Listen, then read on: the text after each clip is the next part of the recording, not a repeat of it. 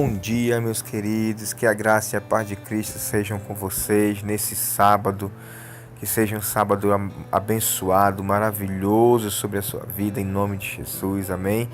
Hoje nós vamos dar uma fugida lá do livro de Tito, tá bom? E eu quero trazer outro texto para você, outro livro para você, Isaías, tá? Isaías 43, verso 18, verso 19. Vamos meditar aqui nesses dois versículos que diz assim: esqueçam o que se foi, não vivam no passado. Vejam, estou fazendo uma coisa nova. Ela está surgindo. Vocês não a reconhecem? Até no deserto vou abrir um caminho e riachos no ermo. Antes de nós meditarmos aqui nesses dois versículos, eu quero trazer para você o contexto do livro de Isaías, o contexto do capítulo 43. Só para você ter uma ideia, só no capítulo 43 a gente pode extrair pelo menos 14 características de Deus, só no capítulo 43, para você ver o quanto é preciosa a palavra do Senhor, queridos. Se você ler com cuidado, com carinho, nesse capítulo, tá? No capítulo 43, Deus se manifesta, se revela de várias formas.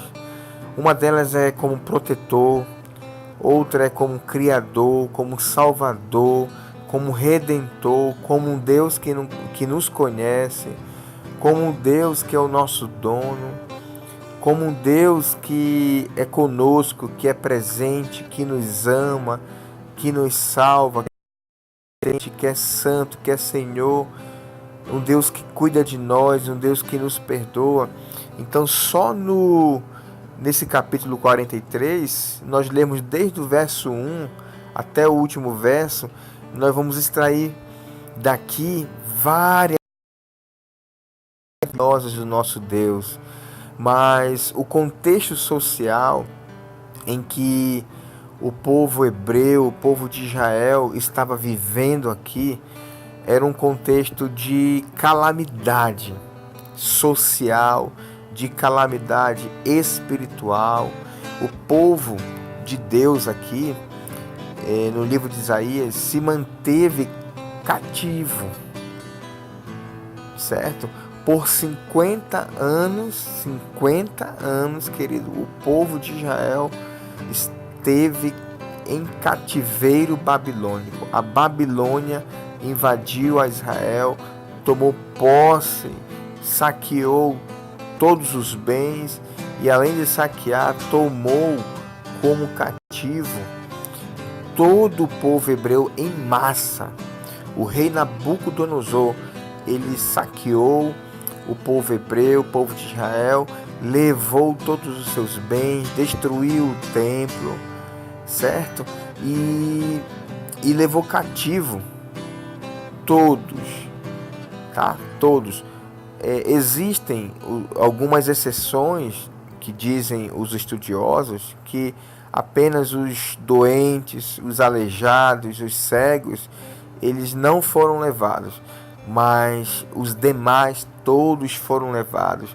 Então, o contexto histórico aqui do povo de Israel é um contexto de extrema pobreza, de extrema escravidão, sabe, de extrema dificuldade. Você já imaginou um povo, um país sendo invadido, tomado pelo inimigo, sabe, sendo saqueado, não só na questão dos seus bens, mas na questão da sua liberdade. O povo era escravo, o povo de Israel era escravo da Babilônia. E por 50 anos o povo de Israel se manteve ali sendo escravizados pelo rei Nabucodonosor. Por que os reis faziam isso, queridos? Porque eles não só saqueavam, roubavam os bens, mas porque eles levavam, deportavam toda a população do seu país para o país inimigo, porque era uma das estratégias de guerra muito comum naquela época, certo? E também ainda nos dias de hoje é muito comum isso, quando o inimigo é preso, quando um adversário é preso, falando de uma guerra militar, esses soldados adversários são levados presos, justamente para que eles não possam mais servir de barreira para essa guerra, você está entendendo? Então é por isso que o povo de Israel foi levado, era uma estratégia. Então, dentro desse contexto social, de calamidade social, espiritual também destruído. Então até o lugar de adoração de Israel havia perdido. Então, queridos, pensa comigo aqui.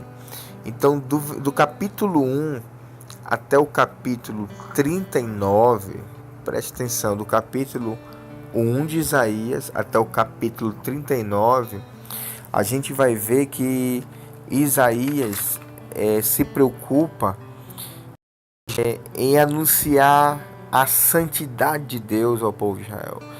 Ele prega, ele condena a aliança de Israel com as outras potências, certo? Mostrando que a nação ela só seria salva se ela permanecesse fiel a Deus. Então, do capítulo 1 até o capítulo 39, Isaías prega muito sobre essa corrupção moral, contra a falsa religião, certo? E contra a injustiça social. Do capítulo 40 até o capítulo 45, nós vamos ver que é uma outra mensagem, porque no final, tá? O início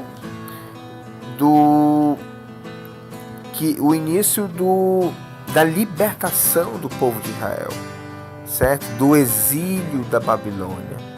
Então, a partir do capítulo 40, Isaías apresenta uma mensagem de esperança. É por isso que nós estamos lendo o capítulo 43 aqui, e fala de algo, de uma promessa que Deus ia fazer sobre a vida de Israel, certo? Então, a partir do capítulo 40, a mensagem central de Isaías até o capítulo 45 é uma mensagem de esperança e de uma mensagem de consolação, ou seja, o fim do exílio babilônico, certo? E também Isaías, a partir do capítulo 40, apresenta Jeová como o condutor e a garantia dessa nova libertação, certo? Apresenta a queda da Babilônia, que foi, a gente vai ver que Babilônia foi derrotada por Ciro II, tá? E apresenta então uma restauração. Amém? Uma restauração. É por isso que no capítulo 43, tá bom? Deus fala isso: esqueçam o que se foi, não vivam no passado. Se a partir do capítulo 40 se inicia uma nova fase na história de Israel, do povo de Deus, e Deus aqui vem de uma forma muito clara dizendo: olha, meu povo, esqueçam o passado, esqueçam o que vocês viveram, esqueçam do período de sofrimento, dos erros que vocês cometeram. Na verdade, ele não está dizendo para não lembrar mais, mas ele está dizendo para não viver mais no passado, tá certo? É muito claro que não vivam no passado. E trazendo para nossa realidade hoje, queridos irmãos, espiritual, o que a gente entende aqui, falando de todo esse contexto social e espiritual que Israel passou? Todos nós, um dia, nós estivemos em uma condição de escravos do pecado. Todos nós, um dia, fomos escravos de Satanás. Algumas pessoas usam até uma expressão muito, muito forte, que é usada pelos espíritos, pelos centros espíritas. Nós fomos do diabo. Ou seja, nós éramos usados como animais mesmos do inimigo, instrumentos do inimigo para causar problemas, dificuldades, para causar divisões. Nós vivíamos longe de Deus, afastados de Deus. A Bíblia fala que nós éramos inimigos de Deus. Então isso é muito profundo, querido.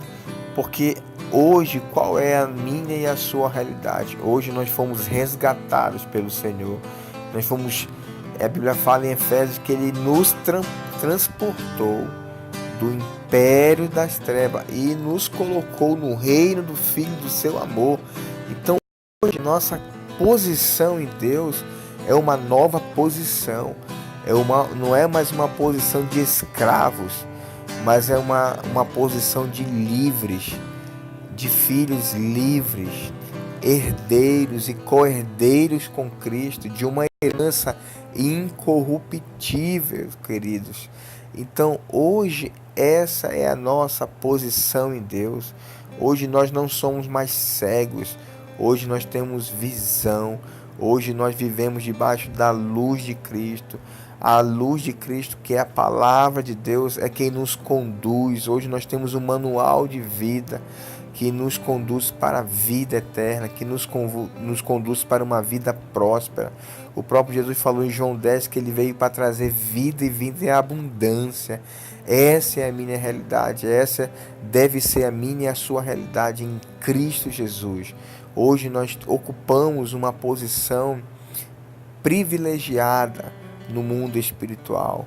Nós somos embaixadores desse reino aqui nessa terra. Amém, queridos? E Deus nos fala aqui para nós esquecermos do que se foi e não viver no passado. Quantas até hoje vivem no passado? Tiveram uma experiência com Jesus, estão há anos no caminho de Deus, estão há anos conhecendo, ouvindo a palavra. No entanto, essas pessoas ainda vivem um passado. Alguma coisa que aconteceu em suas vidas, quer seja de forma proposital, quer seja de forma involuntária. Quando eu digo involuntária, são coisas que aconteceram na sua infância, na sua adolescência, coisas que fizeram para você, contra você, ou coisas que você mesmo fez. São pessoas que não se perdoaram, certo? Pessoas que... O que é viver no passado? É isso. Viver no passado é você ainda deixar guardado lá no seu coração coisas que Jesus já perdoou, coisas que Jesus já esqueceu, coisas que o sangue de Jesus... E ainda nós ficamos lembrando disso. E não só lembrando, porque na verdade perdoar não é ter amnésia, não é isso, não é que você não vai lembrar. Perdoar, esquecer o passado, não significa que a gente vai deletar como no computador e nunca mais vai ver, não é isso. Viver no passado é você lembrar do passado, é você saber que você passou por aquilo, é saber que um dia alguém fez algo contra você, a vida fez algo contra você. No entanto, aquilo não te machuca mais. No entanto, aquilo não tem mais nenhuma influência negativa sobre a tua vida. Não é mais um jugo que você carrega sobre você. Você está entendendo? Viver no passado é você ficar remoendo aquilo que Jesus já levou na cruz. É você ficar remoendo atitudes, pensamentos, comportamentos que já foram embora. Você está entendendo, querido? Esquecer o passado é isso. É lembrar que Jesus levou na cruz todos os nossos pecados. Viver no passado na verdade, viver no passado é você ficar remoendo isso. E viver o presente é você lembrar que o que Jesus fez na cruz por você. Amém? Você entendeu, né, querido? Então, viver no passado é uma escravidão. Isso, muitas pessoas estão presas ao seu passado. Em algum ponto da vida, em alguma situação que aconteceu, e o inimigo sabe disso, e ele utiliza disso para trazer tristeza, trazer sofrimento na alma, trazer depressão, sabe? O inimigo, ele é astuto e ele vai querer utilizar isso. O povo de Israel sofreu por 50 anos e aqui Deus vem e diz: meus filhos, o que aconteceu com vocês ficará para trás, porque agora eu vou começar algo novo na vida de vocês. O verso 19 fala: vejam, eu estou fazendo uma coisa nova e ela já está surgindo. Vocês não reconhecem? Sabe, existe uma diferença interessante, queridos irmãos, entre novo e renovo, certo? Novo e renovo. Renovo é algo que já existe e ele que ficou para trás, que ficou esquecido e que vai ser relembrado, que vai ser refeito, reconstruído. Isso é renovo. E novo é algo que nunca existiu, certo? Que você nunca viu na sua vida, que nunca aconteceu com você.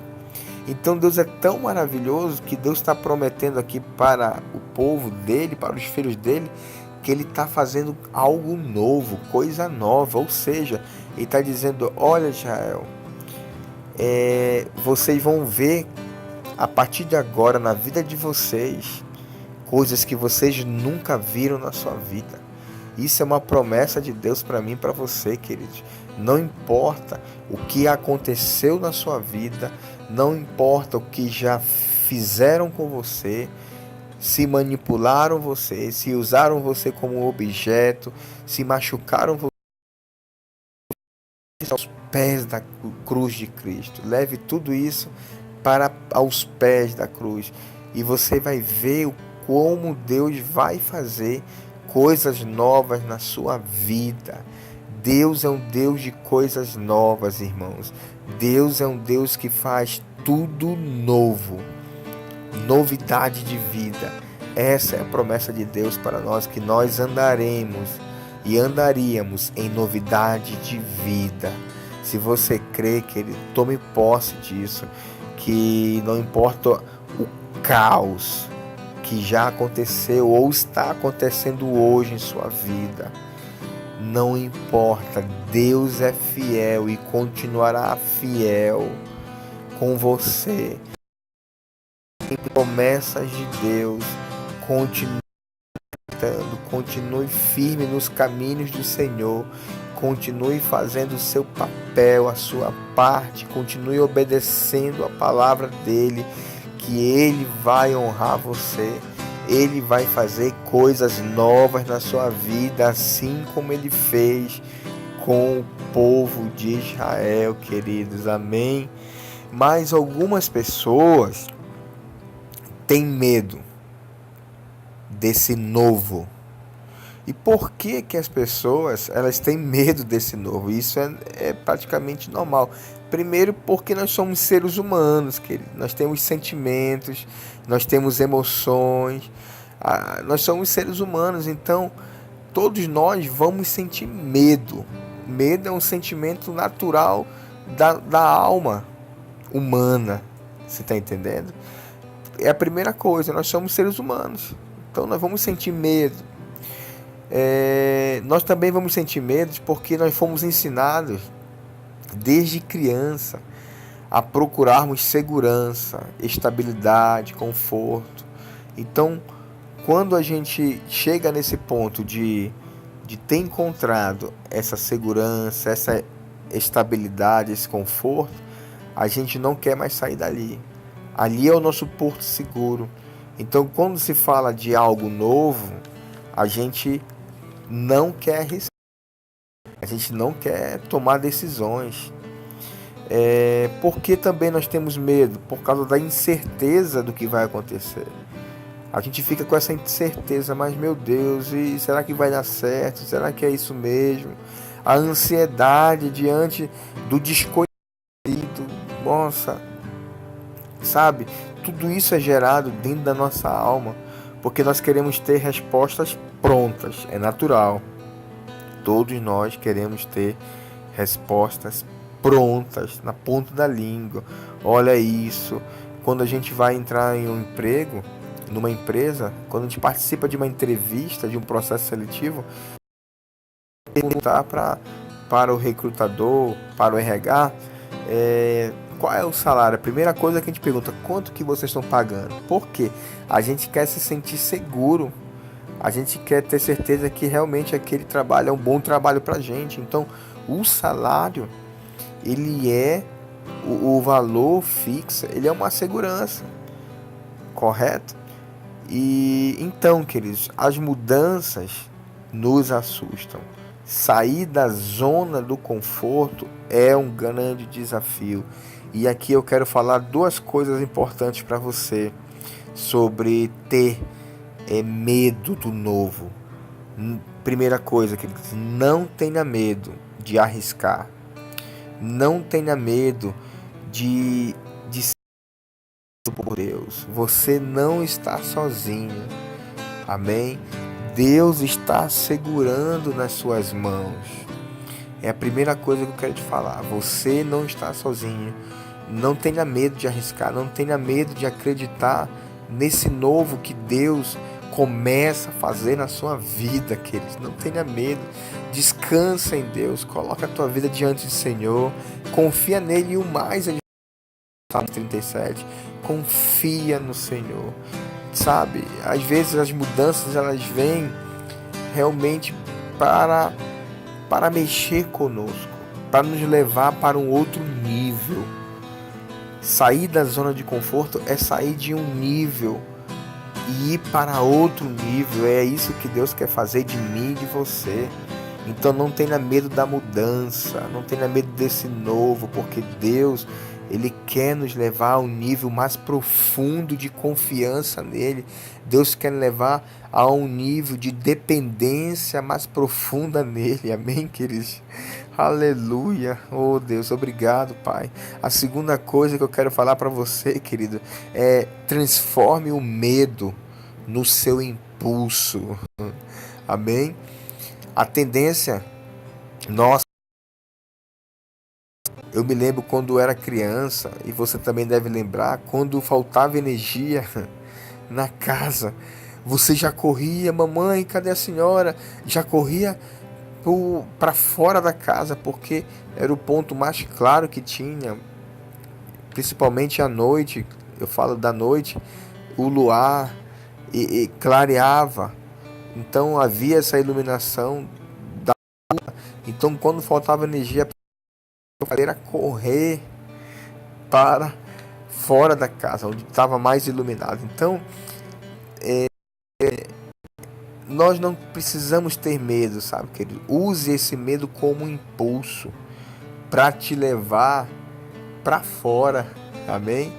Para te levar para lugares mais distantes, mais longe, mais, sabe? Não tenha medo do chamado de Deus, não tenha medo dos desafios da vida, não tenha medo dos desafios profissionais, não tenha medo do desafio desse chamado que Deus tem te dado, um chamado missionário. Não tenha medo, querido.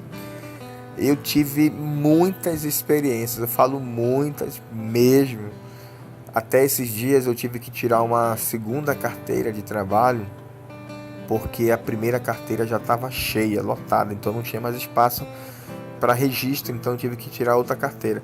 E ao longo desses anos de experiência profissional, eu passei por várias empresas e eu me lembro de algumas delas em que eu recebi propostas.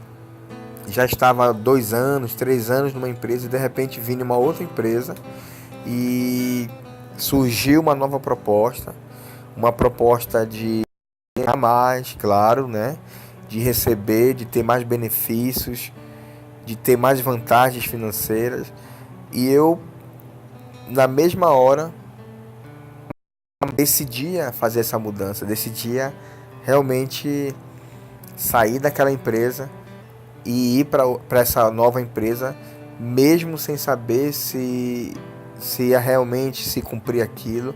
Mas eu tomei muitas decisões profissionais na minha vida, sabe? Decidindo sair daquele conforto, daquela estabilidade, daquela empresa que eu estava já há 3, 2 anos.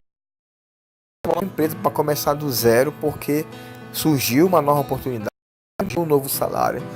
E assim eu poderia ter uma vida melhor. Então eu tive muitas vezes que decidir pelo novo. E isso é importante. E eu te confesso, queridos, algumas dessas decisões não deram certo. Não foi aquilo que eu esperava. E algumas a pessoa nem cumpriu aquilo que ela prometeu profissionalmente, entendeu? Para mim me desligar. Mas uma coisa eu te digo, eu não me arrependo de uma dessas decisões. Eu fico tão feliz, de verdade. Algumas pessoas até me perguntavam depois: Márcio, você não se arrependeu porque você saiu dessa empresa que estava já há 3 anos, estava instável, e foi para outra? Eu falei: não, eu não me arrependo de nada. Eu sou feliz porque eu tomei uma decisão que me impulsionou para ir mais na frente, para acreditar em mim mesmo. Eu cresci dentro de mim mesmo, confiei em mim mesmo. Então acho que isso gera em nós uma autoconfiança tão grande, tão forte. E isso é maravilhoso, porque você, a partir dessas experiências que você vai tendo ao longo da sua vida, você vai se tornando alguém mais corajoso, mais destemido, mais valente. Isso é tremendo. E isso se aplica para todas as áreas da nossa vida. Amém? Para todas as áreas da nossa vida. E a terceira coisa que eu quero te dizer, para concluir: encare o agora, como o primeiro dia do resto da sua vida. Encare, querido, viva com intensidade hoje, agora, e aproveite ao máximo cada dia da sua vida. Então encare cada dia da sua vida como o primeiro dia do resto da sua vida. E isso vai lhe levar, querido, a viver cada dia com prazer, com alegria, com amor, com intensidade, ao lado das pessoas que você ama, no seu trabalho, na sua igreja, no seu ministério. Encare cada dia, o hoje, como o primeiro dia do resto da sua vida. Ou seja, Deus está te dando a oportunidade, quando você entende isso, Deus está te dando a oportunidade de você, cada dia é um novo dia, cada dia é um novo começo na sua vida. Amém, queridos? O verso 19: Ele está surgindo, vocês não a reconhecem? Até no deserto vou abrir um caminho. Olha só, queridos, o que Deus está falando aqui? Até no deserto eu vou abrir um caminho. Ele está dizendo o seguinte: mesmo aonde não há caminho. Você está vendo o que a diferença do novo para o renovo? Até no deserto, mesmo que não haja caminho, eu vou construir um caminho. E assim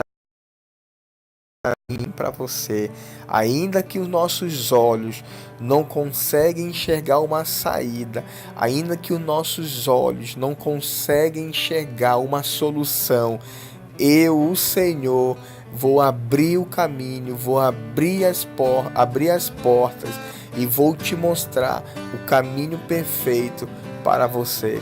Isso é lindo, queridos, isso é maravilhoso. Nós servimos um Deus maravilhoso, um Deus tremendo. E há um texto tão precioso aqui no Velho Testamento que ele diz que a glória da segunda casa será maior do que a primeira. Deus está fazendo coisas novas no nosso meio. Deus está fazendo coisas novas na sua vida, querido, querida. Acredite nisso, confia no Senhor. Ele fará coisas preciosas sobre você. Não tenha medo, confia no Senhor. Siga fielmente a palavra dele. Você verá com teus olhos você verá o mar vermelho, como foi com o povo hebreu, se abrir. Isso é um novo. Isso é o milagre. Esse é o nosso Deus onipotente, queridos. Amém? Amados, eu quero agradecer de coração esse momento tão precioso que Deus ministrou na nossa vida, nesse devocional. Eu creio que Deus ministrou poderosamente sobre você. E eu quero encerrar do oração. Coloque a mão no seu coração, por gentileza. Pai querido, eu quero te agradecer por essa palavra, Senhor, porque a nossa dependência, Pai, está em Ti. Nós, como seres humanos, não podemos fazer nada. Sem o Senhor, Deus, nós não podemos fazer nada, Deus. Por isso, Pai, eu quero te pedir que o Senhor venha sobre nós nessa manhã, aquecendo o nosso coração, a nossa alma, o nosso pensamento. Renova a nossa mente, Senhor. Coloca a mente de Cristo em nós. Limpa o nosso coração. Que as coisas velhas já passaram e tudo se fez novo. Todas as coisas em nossas vidas sejam novas em nome de Jesus. Que o passado, Senhor, seja visto, seja olhado, mas não tenha nenhuma influência sobre nossas vidas. Aquilo que fizeram conosco, se nos decepcionaram, se nos abandonaram, se nos frustraram, Senhor, não importa o que fizeram conosco, nós colocamos aos pés da cruz do Senhor, e o teu sangue que nos purifica, nos lava, Senhor, venha nos perdoando, Senhor. Nós liberamos perdão sobre aquelas vidas que nos machucaram. Nós não queremos que mais nada, Senhor, venha ferir nossos corações, porque nós sabemos, Pai, que coisas novas o Senhor está fazendo em nosso meio, coisas novas o Senhor está fazendo em nossas vidas, Pai. Por isso, vem, Senhor, no nosso coração, trazendo renovo, Senhor, trazendo nova vida, uma nova experiência, que nós possamos confiar no Senhor, depender do Senhor para todas as coisas, Pai. Muito obrigado, abençoa a nossa vida nesse dia, toma conta desse dia, Senhor, que o Senhor nos guarde, nos proteja e dirija nossos passos, em nome de Jesus, Pai. Muito obrigado, amém. Que Deus abençoe você, queridos, até o próximo Café com a Palavra de Deus.